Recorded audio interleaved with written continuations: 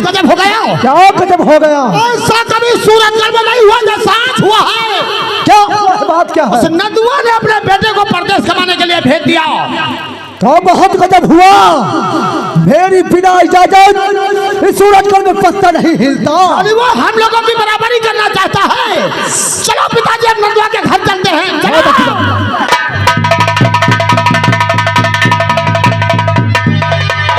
Hello, जागे उदयराज भाई साहब कल्याणपुरा के नाले ये भाई 20 बांदरे कहा कर खिजड़ा ही खवा तो दी है।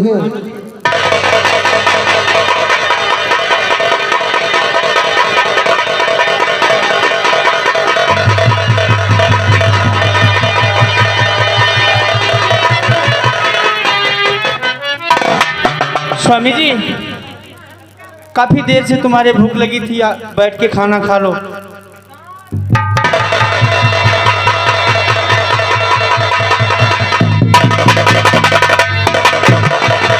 पहला कर्जा हमारा चुका है कि तुम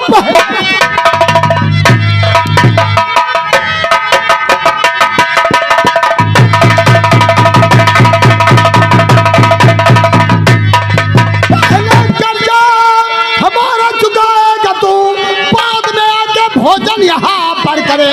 माँ हबी दे तो सूरत दिखाया नहीं, जल्द सलाम आकर हम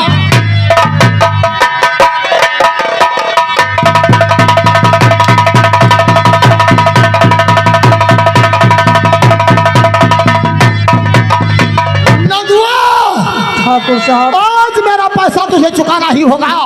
कुछ गरीबों पे खाओ रहम ठाकुर जी, कुछ गरीबों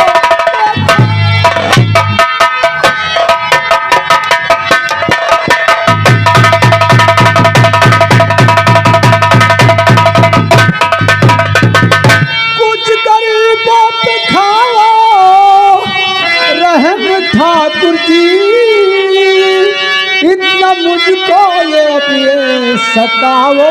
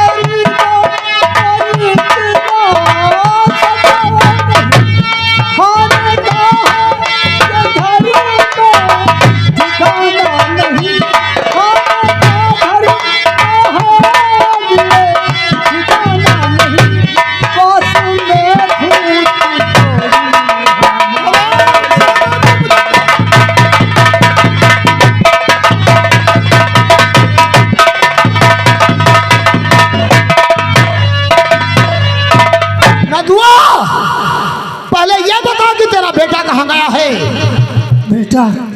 बेटा मेरा गया है परदेश कमाने के लिए भेज दिया। तो हम लोगों की बराबरी करना चाहता है। बिना हम लोगों की इजाजत सूरजगढ़ में एक पत्ता तक नहीं हिलता, और तूने अपने बेटे को परदेश कमाने के लिए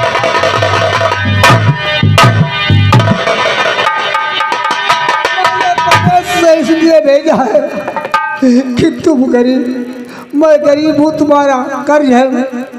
तेरा बेटा गया तो जाने दे, लेकिन मैंने सुना है कि तेरे एक जवान बेटी है। हाँ, कहाँ है वो? तो स्कूल पढ़ने। तू साले उसे पढ़ाता है? उसको पढ़ाने के लिए तेरे पास पैसे हैं, और मुझे देने के लिए तेरे पास कुछ नहीं है।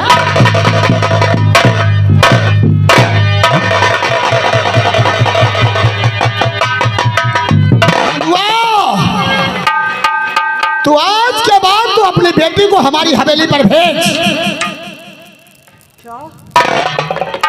ठाकुर साहब ये क्या कह रहे हो? क्या ये नहीं हो सकता है। क्या नहीं हो सकता है? संसार में अमीर हो या गरीब हो, आप ठाकुर हैं, जमींदार हैं, रियासत के मालिक हैं, हम एक गरीब हैं, लेकिन इज्जत बराबर होती है ठाकुर। अरे तारावतिया, समझा दे इस बुर्बक को। तारावतिया, समझा दे अपने पति को, वरना कहीं मुझे गुस्सा आ गया तो जिंदगी भर तू विधवा की जिंदगी जीना पड़ेगा। नहीं ठाकुर साहब, रहम करिए मुझ पे।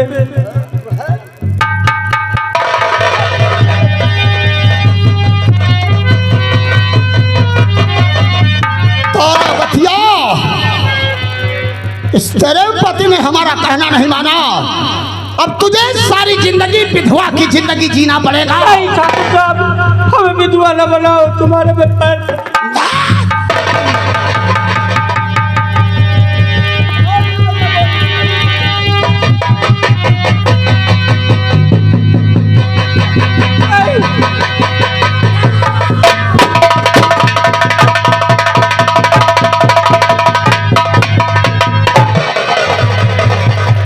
पिताजी, बहुत अच्छा किया, बहुत अच्छा किया।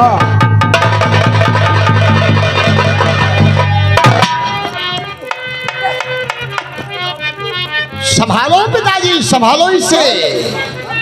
तुम हवेली चलो, मैं हवेली बहुत जल्द आ रहा हूँ।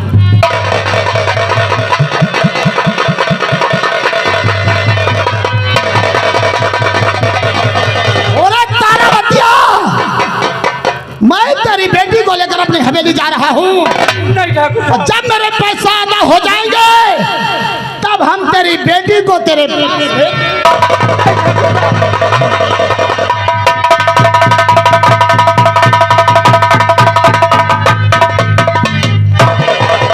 हेलो स्टाफ, क्या के रिंकू भाई साहब गौरवा के रहने वाले हैं। ये भाई 50 रुपया बाबा जी के चरणों में दे रहे हैं, बहुत बहुत शुक्रिया दूंगा।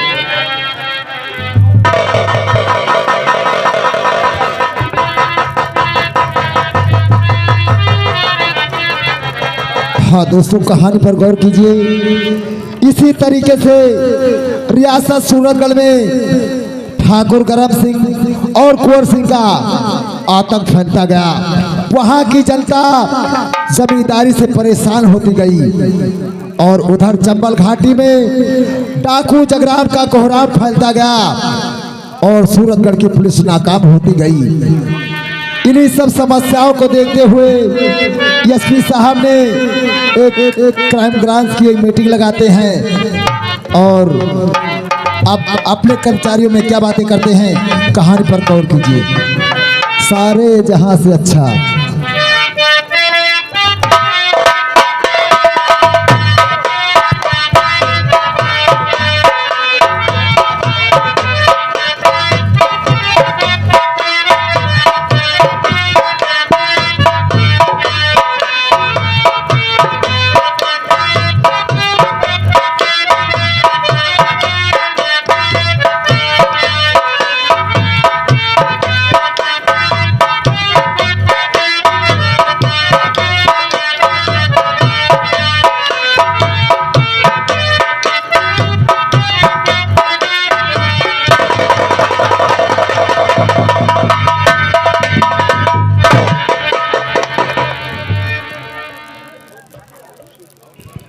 Sit down.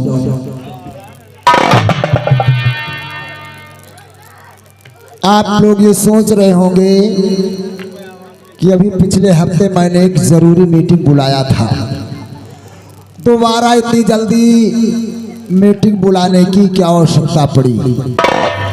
इस समय सूरतगढ़ के हालात बहुत ही बदतर चल रहे हैं, ये सब आप लोग भली भांति जानते हैं। डाकू जगराम का कोहराम सूरतगढ़ में फैला हुआ है, ये भी आप लोग जानते हैं। क्या सूरतगढ़ के रहने वाले वासियों को चैन से जीने का हक नहीं? डाकू जगराम के खौफ में पल रहे वहाँ के मासूम छोटे छोटे बच्चे, क्या उन्हें आज़ादी से खेलने का हक नहीं? आप लोग ये भी सोच रहे होंगे कि वहाँ पर जो कार्यालय पुलिस है क्या अपना कार्य करने में सक्षम नहीं? ऐसा नहीं, कई बार कई पुलिस कर्मियों ने कई डाकुओं को गिरफ्तार किया, परंतु ये तो हमारे देश का दुर्भाग्य है कि वहाँ पर बहुत ऐसे भ्रष्ट नेता और क्रिमिनल हैं जिनके वजह से पुलिस को नाकामियों का मुंह देखना पड़ता है। मैंने 3 माह में कोई 27 पुलिस अध्यक्ष वहां पर नियुक्त किया, जिनमें से 19 लोग निर्मम शहीद हो गए। शेष जो भी बचे या तो उन्होंने वहां से अपना ट्रांसफर करा लिया या फिर सीधे इस्तीफा दे दिया। मीडिया इस बात को लेकर हमारे डिपार्टमेंट पर इतना कीचड़ उछाल रही है, ये हम सब के लिए बड़े शर्म की बात है। शर्म की बात नहीं, खुली चुनौती। इन्हीं सब समस्याओं को देखते हुए मैंने आज की मीटिंग बुलवाई है। और अब मैं ये देखना चाहता हूँ कि हमारा कौन ऐसा जवान है जो डाकू जगराम को गिरफ्तार करके कानून के हवाले करता है। को हमने अरेस्ट किया, फूलन देवी को हमने अरेस्ट किया। ये डाकू जगराम कौन चीज है? नॉनसेंस किसका?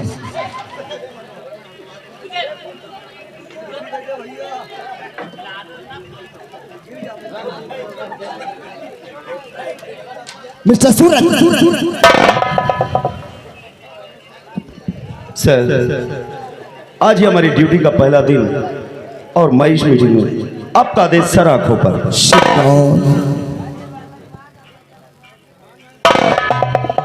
विक्रम सिंह,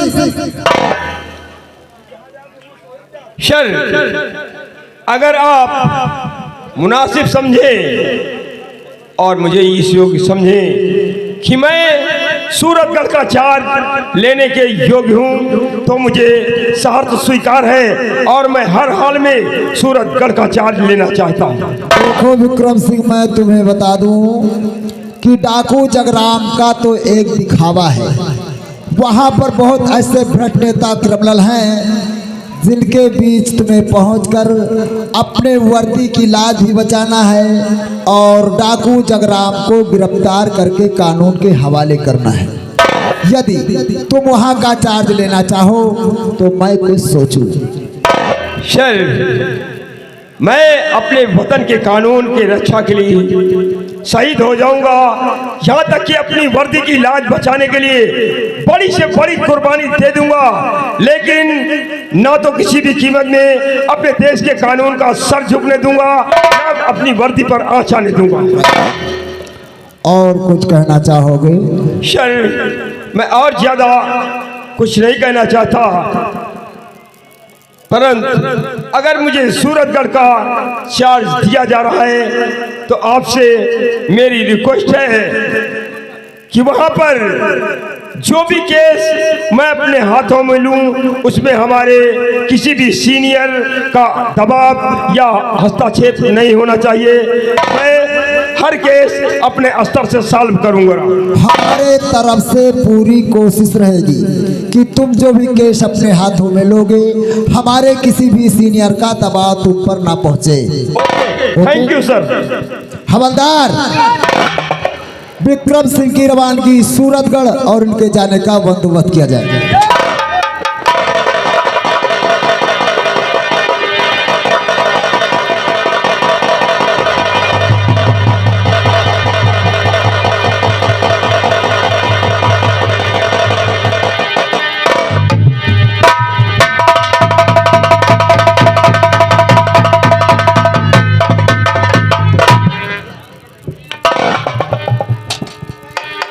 मिस्टर सूरज,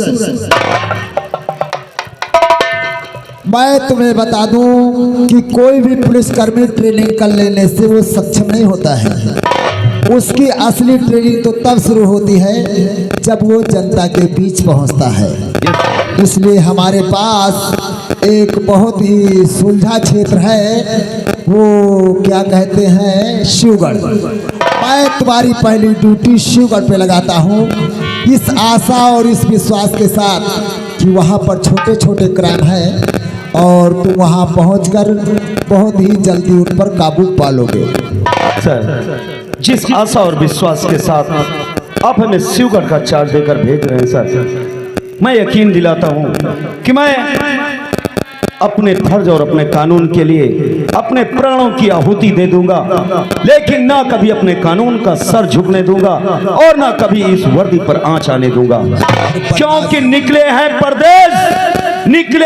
परदेश तो परदेश है वतन मेरा, लिखी है सड़कों पर मौत तो ये वर्दी है कफन मेरा। हवलदार, सूरज की रवानगी शिवगढ़ और इनके भी जाने का बंदोबस्त किया जाए।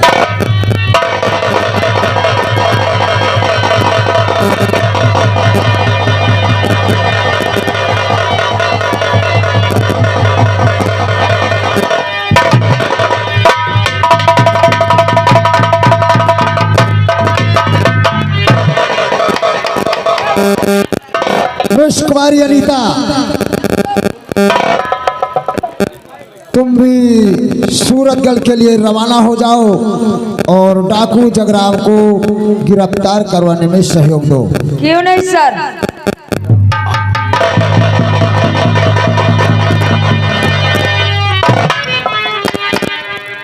कश्यप जी और हवलदार विक्रम सिंह सूरतगढ़ पहुंचे, उससे पहले ड्राइवर्स को हमारी गाड़ी निकाले और हम सूरतगढ़ चलकर वहां का मुआयना करना चाहते हैं कि डाकू जगराम ने किन किन क्षेत्रों में अपना आतंक कायम कर रखा है और कहां कहां पर उसने अपने अड्डे बनाए हैं।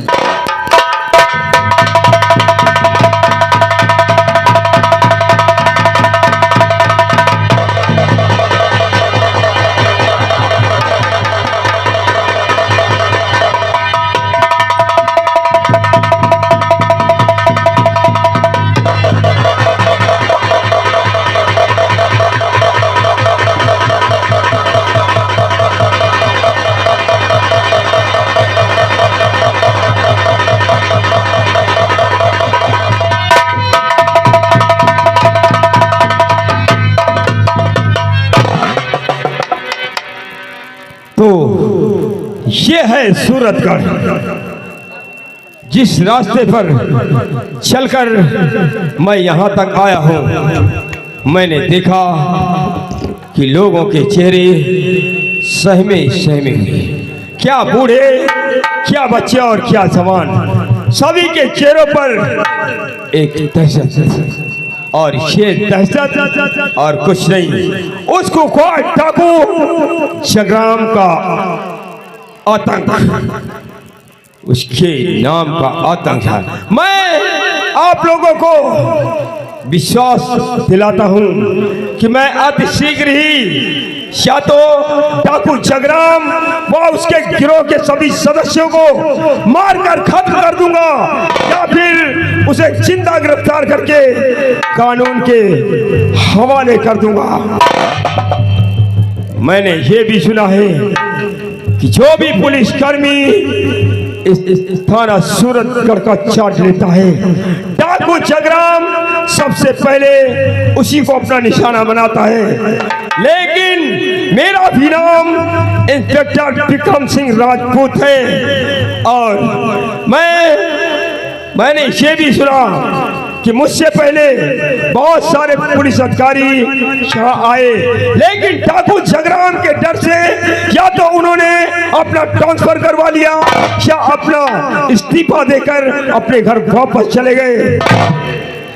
मैं उन पुलिस ऑफिसरों में से नहीं हूं और ना तो डाकू जगराम के आतंक से इस्तीफा देकर वापस चला जाऊंगा। आज तक की चंबल में ऐसी कोई भी गोली नहीं बनी है जो इंस्पेक्टर विक्रम सिंह राजपूत के सीने को इतनी आसानी से भेज सके। है ठीक है, मैं पहले चल करके अपने स्टाफ वालों से मिलता हूं, फिर मेरा मिशन शुरू होगा डाकू जगराम की गिरफ्तारी।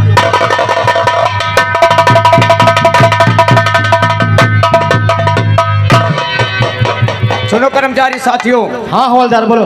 बड़े साहब का फोन आया था, सब लोग ड्यूटी पे होशियार हो जाओ, कोई इंस्पेक्टर विक्रम सिंह आने वाले हैं। हाँ हवलदार। बहुत कड़क पुलिस अफसर है और आप लोग अपनी अपनी ड्यूटी पे लग जाओ। हाँ हवलदार लगते हैं।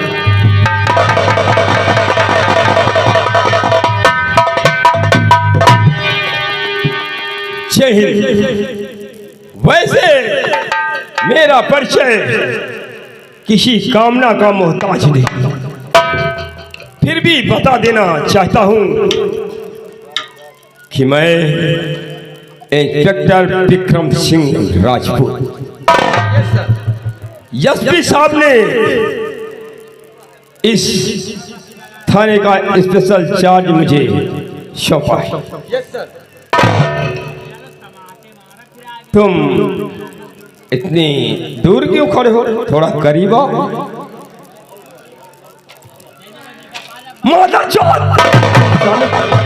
मैंने कहा मेरे करीब आओ। करीब आने का तात्पर्य ये नहीं कि तुम मेरे सर पर आकर खड़े हो जाओ। तुम्हें खड़े होने की तहसील आप ही कहो साहब, ये हमारे Shut up!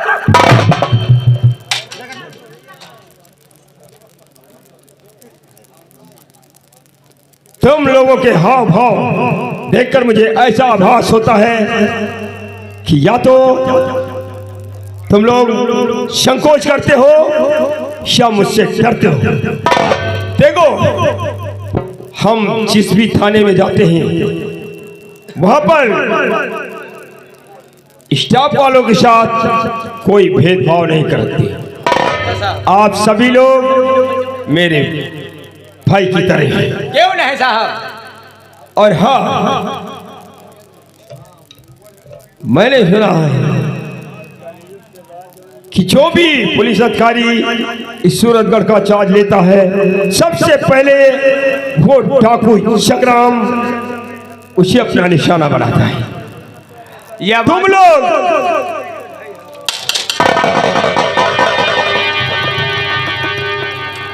मेरी भी सुनोगे या मादरचोद अपनी सुनोगे?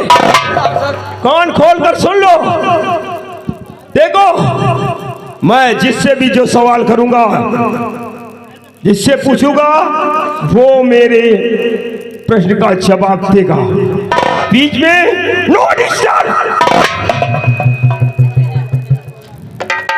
हाँ, तो मैं ये कह रहा था कि तुम लोग बीवी बच्चों वाले हो, तुम्हारा परिवार होगा, और मैं इस दुनिया में अकेला हूं। लोग कहते हैं कि इंस्पेक्टर विक्रम सिंह खतरों का खिलाड़ी है।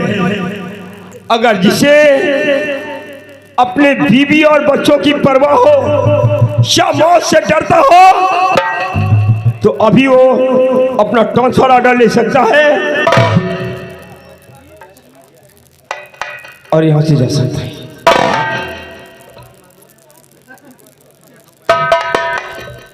साहब, ना हम डरते हैं, ये वर्दी पहरा है सर, डरने के लिए नहीं। बिल्कुल सही कहते हो। अगर हम डरेंगे तो फिर अपने मिशन यानी डाकू जगराम की गिरफ्तारी के मिशन को अंजाम कैसे देंगे? क्यों नहीं सर? और हाँ, देखो हवलदार, सभी लोग देखिए, यहाँ बैठने से काम नहीं चलेगा। Yes sir. हमें कुछ नहीं मालूम कि चंबल में इस समय क्या हो रहा है, डाकू जगराम कहाँ आता है, कहाँ जाता है। देखो, हम लोग ऐसा करेंगे कि अपने समस्त स्टाफ के साथ, हाँ बताया था स्पेशल ने कि थाना सूरतगढ़ से ठीक 6 किलोमीटर आगे चंबल का एरिया शुरू होता है। Yes sir. हम अपने समस्त स्टाफ के साथ उस काली पहाड़ी के नीचे चलेंगे, वहीं पर अपनी गाड़ी खड़ी करेंगे, फिर वहां पर कैंप लगाएंगे और उस कैंप में हमारे सभी पुलिस के जवान बैठेंगे। फिर एक जवान की ड्यूटी होगी उस काली पहाड़ी की ऊंची चोटी पर, और वो 3 घंटे की ड्यूटी करेगा। फिर वो दूरबीन से चंबल के समस्त एरिया पर निगरानी रखेगा और ये देखेगा कि वो डाकू जगराम अपने गिरोह के साथ कब आता है, कहाँ जाता है, क्या प्लानिंग करता है। वो पल पल की रिपोर्ट हमें भेजता रहेगा और हम उसी रिपोर्ट के आधार पर डाकू जगराम की गिरफ्तारी का प्लान बनाएंगे। और डाकू जगराम के नाम से अगर आप लोगों में से कोई डरता हो या मौत से डरता हो, तो अभी भी मैं पुनः समझा रहा हूं कि वो अपना ट्रांसफर करवा सकता है। ट्रांसफर करवा सकता है। हम तो साथ डराए नहीं। अब इन लोग जाने डरा दो नहीं डरा फिर तो चौकीदारी न करता है। बिल्कुल ठीक है। तो आप जैसे जाबाज साथी हैं हमारे, तो फिर हम क्यों ना अभी और इसी बात अपने मिशन पर निकल पड़ते हैं। ठीक है साहब। कमान।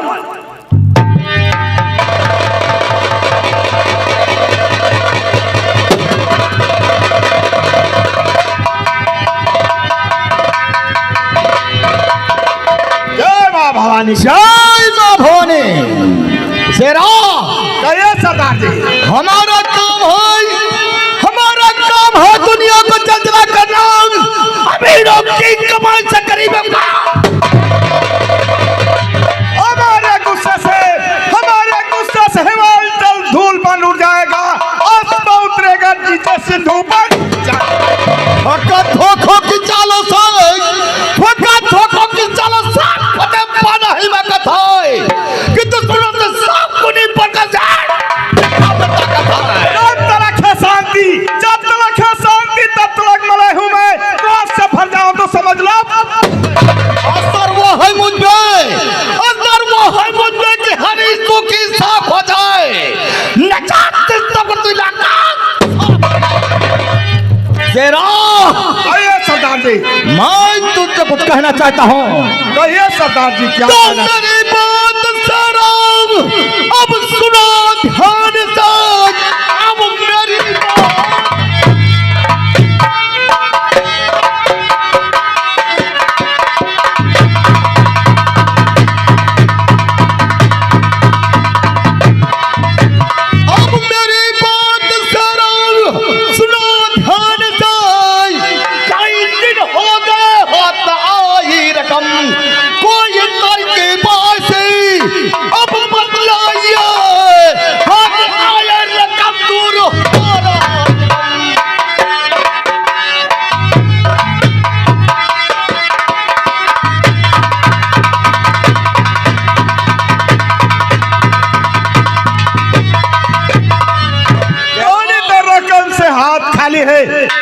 इसके बारे में जानना चाहते हो क्यों सरदार जी? बताओ शेरा। होता जी खबर और सुनिएगा।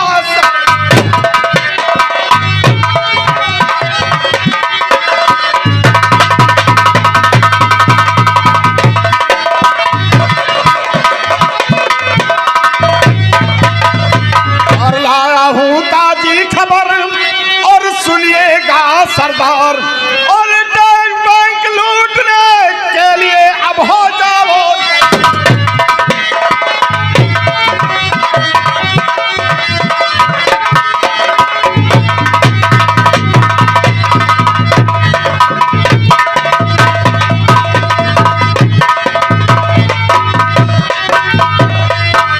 सरदार जी, सूरजगढ़ की स्टेट बैंक है जो उसमें काफी रकम है।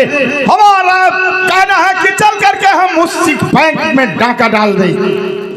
शेरा कहिए सरदार। सूरजगढ़ की स्टेट बैंक है, उस बैंक में काफी रकम है। और सरदार जी, तो आज हम लोग सूरजगढ़ की स्टेट बैंक लूटेंगे। शेरा गोला बारूद का भी इकट्ठा करो और हमारा घोड़ा तैयार किया जाए। तैयार है सरदार जी। और सरदार जी एक जरूरी बात अब से बताना तो हम भूल ही गए। वो कौन सी बात है शेरा? सुनिएगा सरदार।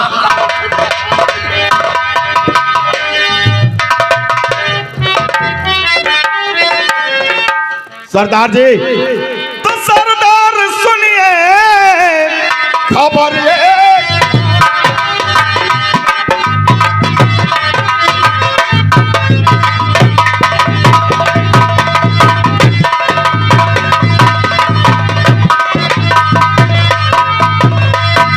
तो सरदार सुनिए खबर ये लाया और इंस्पेक्टर विक्रम नया को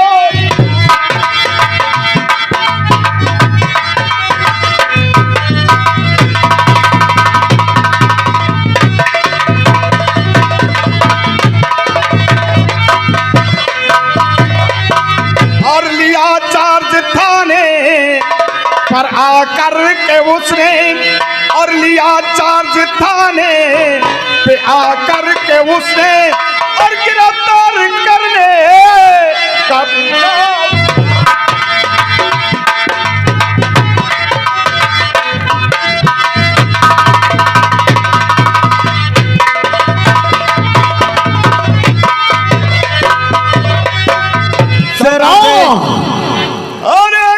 इंस्पेक्टर विक्रम राजपूत कोई नया थाने पर आया है और थाने का चार्ज लेकर के तुम्हें गिरफ्तार करने का बीड़ा उठाया है। जरा तो कहा इंस्पेक्टर विक्रम नया थान है, नया आया यहाँ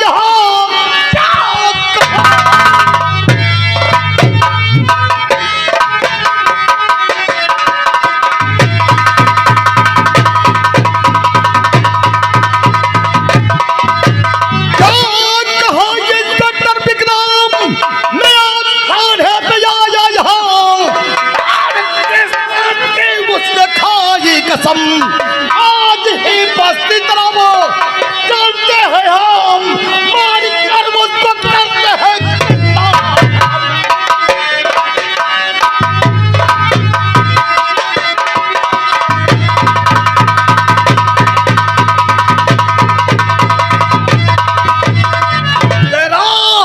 सरदार जी ओ ये इंस्पेक्टर विक्रम सिंह को गिरफ्तार करने को भी ना उठाया है। हाँ सरदार जी, जगराम सिंह का कोई चंदन का टीका समर्थक हो, जब चाहे तब लगा ले। आज हम लोग बस्ती तरफ चलते हैं और स्टेट बैंक का बस लूटेंगे, और अगर इंस्पेक्टर विक्रम सिंह मेरे रास्ते का रोड़ा बना तो जगराम सिंह के हाथ से अवश्य मारा जाएगा। ऐसा ही होना चाहिए सरदार। गोला बारूद का पैकेट पकड़ो और हमारा घोड़ा तैयार रखा जाए। तैयार है सरदार जी।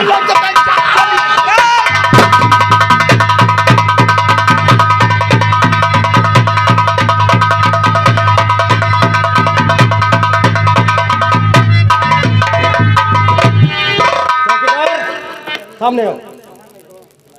हवलदार कहाँ? साहब ड्यूटी कर ड्यूटी कर रहा? हवलदार को बुलाइए। साहब तुमका नहीं पता है, एसपी साहब फोन की ने कोई नए नए इंस्पेक्टर सूरज आने वाले हैं। हाँ बोलो।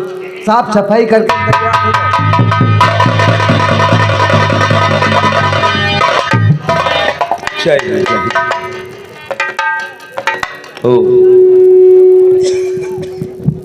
राम मिलन। हाँ सर। यहाँ सब कैसा चल रहा है? सर हवलदार जो है अपनी मनमानी बहुत करता है। स्टाफ में कितने लोग हैं? एक स्टाफ में 18 लोग होते जी सर 18 लोग। यहाँ तो 3 ही लोग थे। क्यों रे चौकीदार? साहब कुछ सिपाही गश्त पे गए हैं, कुछ छुट्टी पे गए हैं। अच्छा अच्छा। और एक ऐसा हवलदार साहब है इस समय से ड्यूटी नहीं करता, आता तो बकवास करता है, गाना गाते हुए बीड़ी पीते हुए। तभी तो ये थाना तरक्की कर रहा है। हाँ साहब। ठीक है, सब लोग साइड में हो जाओ, आने दो, आज उसे हम बात करेंगे। ठना ठन की बोलिया हमसे न बोलो, ठना ठन की बोलिया हमसे न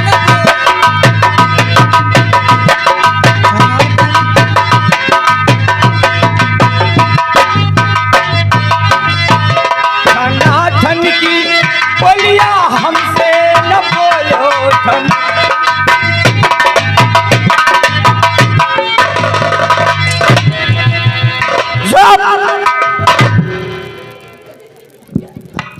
ये कोई थाने आने का तरीका है? डांस करते हुए, बीड़ी पीते हुए, गाना गाते हुए। क्या नाम है तेरा? हमार जुग्गी लाल हटेला, बचपन में खाया केला और अच्छे अच्छे साले मैं तुम्हारा नाम पूछ रहा हूँ, तुम्हारी जन्म कुंडली नहीं पूछ रहा हूँ। तुम भोसड़ी कैसे पैदा हुए, कहाँ रहते हो, क्या खाते हो, इससे हमारा कोई लेना देना नहीं। ना पाँव में जूते ना चप्पल, ड्यूटी करते हो। लोग देखेंगे क्या सोचेंगे, हंसेंगे तुम पर। अब ये पाँव अपने अंदर कर लो दोनों। इडियट कहीं का। इसीलिए जब राम मिलन जी ने मुझे बताया तो मैंने अंदाजा लगाया कि हवलदार कोई सीधे स्वभाव का होगा, लेकिन ये साला कुत्ते जैसी आंखें देखो इसकी। कहां से आ रहे हैं? जहाँ आपने भेजा था मैंने कहा भेजा था? हम वहीं से तो आ रहे हैं। कहां से आ रहे हो? जहाँ आपने भेजा था मैंने कहा भेजा था? वहीं से तो आ रहे हैं।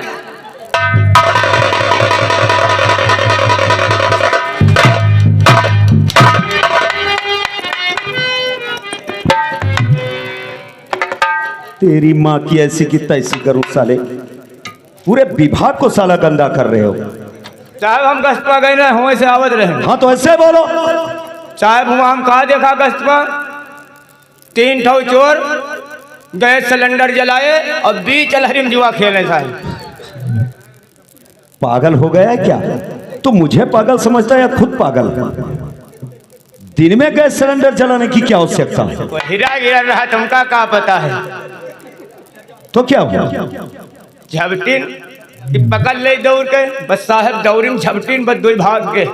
अच्छा, बस एक दिन है पाई गई, फिर 4-6 बांस मारा पकड़े रहे। वो साहब हमारे हाथ पांव जोड़े लाग। अच्छा, अब हमका वो साहब कहा तो हमका बहुत नीक लागे। कहा साहब क्योंकि अगर गधे को साबुन लक्स साबुन से नहलाओ तो उसे अच्छा लगेगा। अरे हवलदार, अपने इमेज का तो ख्याल करो। तुम्हें साहब कोई कह देगा तो तुम उसको अपना सब कुछ दे दोगे। बस साहब हमसे वो हाथ पांव जोड़े लाग, कहे कि जाड़ बहुत है साहेब, हवलदार साहेब कहे जाड़ बहुत है और हमका छोड़ दे जाई कमर ले आई। हम कहा भोसड़ी वाले तुम हवलदार का चूतिया बनाओ तो 2 बांस मारा सरऊ के। हम कहा बेवकूफ न बनाओ, तुम यहाँ खड़े रहो और हम जाए तुम्हारे घर से कमर ले आइए। हो, उसको वहीं पर खड़ा कर दिया और तुम उसके घर कंबल लेने गए। फिर क्या हुआ? बस साहेब गईनू के घरे हटिन दोनों पल्ला खुले रहे। दोनों पल्ला साहेब खुले रहे। मेहरिया वहाँ चुरिया पहिरे और दाल पीछे हो, दोनों हाथे ऐसे ऐसे लगे।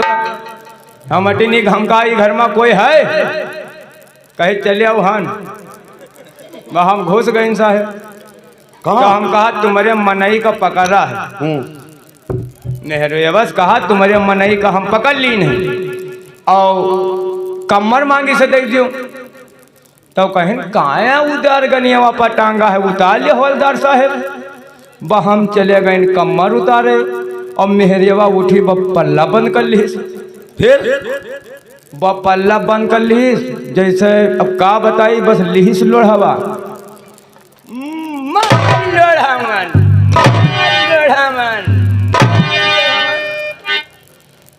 हमका हनुमान बनाए दी। पागल कहीं के। मुंह हमार सोच गवा जैसे हनुमान। फिर उस मुजरिम के बारे में क्या हुआ? कौनो दिन से तुराए पुराए के कम्मल लेकर आई। तो हम कहा चलो मारियो को न बने, लेकिन तुम्हारे मन एक पेलाई करब हम अब बजाए थान हम। फिर साहेब कम्मर लेकर आई तो देखा चोरौनो नहीं रहा साहेब। साले अकल से किसी मुजरिम को पकड़ोगे और उसे खड़ा कर दोगे कि मैं तुम्हारे घर से सामान लेने जा रहा हूं, तो वो वहीं खड़ा रहेगा। इडियट नाइसेंस कहीं का। अकल से पैदल हो साले। साहब यही भमनियापुर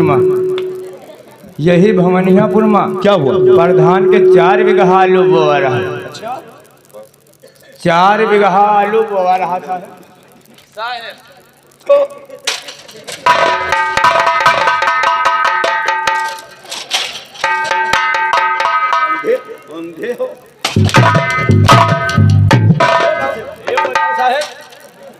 ये हमारा हथियार आए, सबके पास है हथियार।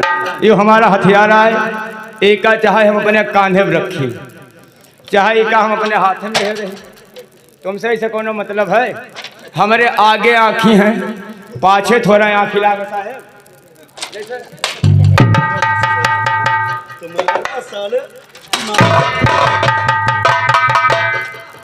तुम नहीं सुधरोगे। जोगी लाल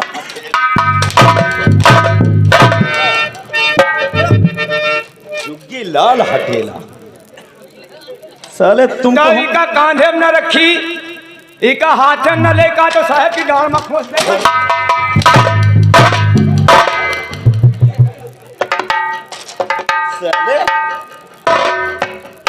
इसीलिए सब लोग कहते हैं कि तू सिर्फ बकवास करता है, काम की कोई बात नहीं करता।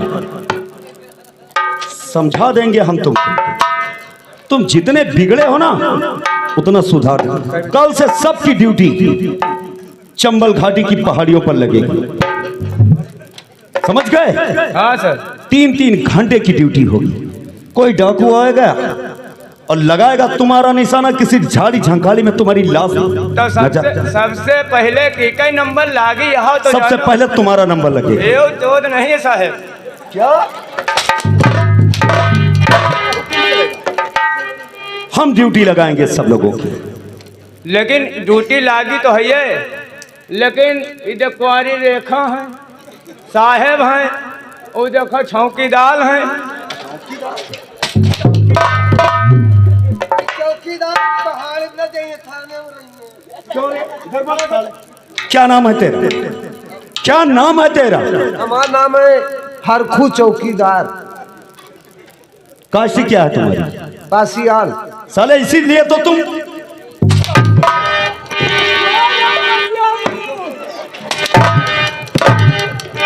देखने साथ पासी ना कही तो कहीं रावत कहाँ है उनका? क्यों इसे बुला रहा है? ये मोछे देखो कहाँ उतरी जाते हैं। मोछे ही हैं। देखो सबसे पहले हमारी बात सुनो। हाँ साहेब। यहाँ पर हमारा ट्रांसफर इसलिए हुआ है किस लिए साहब? कि यहाँ जो भी क्राइम करने वाले लोग हैं, हाँ साहब। सबसे पहले उनके बारे में छानबीन करो। Yes sir. समझ गए? आज के बाद ये समझ लो, और हमारे विभाग में कोई भी रिश्वत लेता हुआ पकड़ा गया तो मुझसे बुरा कोई नहीं होगा, समझ गए? तुम जैसे लोगों ने 10-10 रुपए के लिए भोसड़ी वाले हाथ फैलाते रहते हैं। साहब इधर से चले के इरादा है क्या? किधर से चले के इरादा है? अब इसी चौराहे से चलेंगे। चौराहे लंग साहब ने चलो नहीं गड़बड़ हो जाए। क्यों, क्या हुआ? अब घूस वाली बात करे हो ना साहब? हाँ बिल्कुल। अब आप आए, हम लोग सुधर जाइए। बिल्कुल सुधारेंगे। तो साहब 30 और 5-35 रुपए का इधर होटल ही रोड पर है। हाँ कुछ चाट समोसा खावा साहब, और कुछ चाय पानी क्या है साहब, उनका गोली दे दी। और साहब 7 दिन होएगा। अच्छा। वह रास्ता साहब नहीं गई नहीं, उधर से साहब चले उन्हें नहीं, वो मांगी जरूर। पहले बांस रख पहले। देखो मंगन बाबा आयुगे, मंगन बाबा होटल वाले कल्याणपुर रहने वाले हैं। कहा था इनसे कई 2 रुपया दे देना, इनकी मोछे उखाड़ लिए। और ये आगे दिनेश जी रावत भैया, इसी का भनियापुर के रहने वाले हैं। भाई ये 10-10 रुपया दोनों दोस्त मिलकर बहुत बहुत शुक्रिया धन्यवाद दे रहे हैं। बहुत बहुत धन्यवाद। क्यों रे हवलदार के बच्चे, तुझे तनख्वाह नहीं मिलती? साहब तनख्वाह में भला नहीं होता। तनख्वाह में भला नहीं होता तो साले चोरी डकैती। आज उस होटल पर बकाया है। अरे साले कम से तुझे तो जो भी देखेगा ये समझेगा कि तू PWD के लायक भी नहीं है। तो हमारी स्थिति नहीं जाना तो साहब, हमारे साहब हैं 2 ठो लड़का और 2 हैं साहब पतोहिया। अच्छा, परिवार लंबा है। खर्चा साहब लंबा है। और लड़कवा दोनों सारे निकम्मा निकल गए, तो दोनों पतोहवा हमारे न माथे हैं साहब। क्या? हाँ साहब, तेरी बहू हमारे न माथे हैं साहब। इतना माथे हैं साहब, बड़कई पतोहवा का लीन रहा साहब। क्या? अरे करवा लग जाने रहे साहब, तो कहते एक जोड़ पायल और एक साड़ी, ये चप्पल साहब लीन रहे।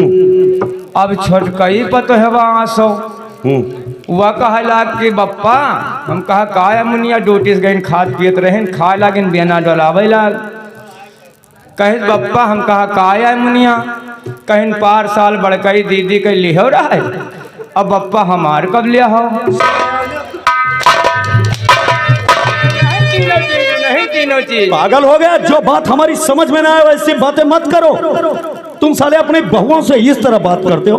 बहू बेटी बराबर होती है। ठीक है सरकार, तो हम छोटकई पतुआ से कहा जैसे अब सी महीना आई बस तुम्हारा नंबर है।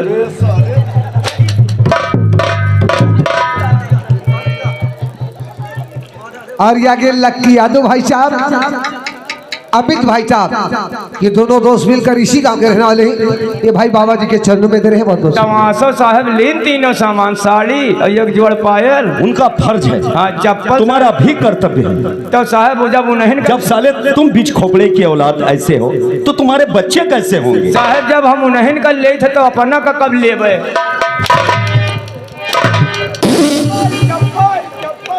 चुपचाप गाड़ी पर बैठो, हमें काली पहाड़ी की तरफ चलना। ठीक है साले इसी तरफ। तेरी माँ।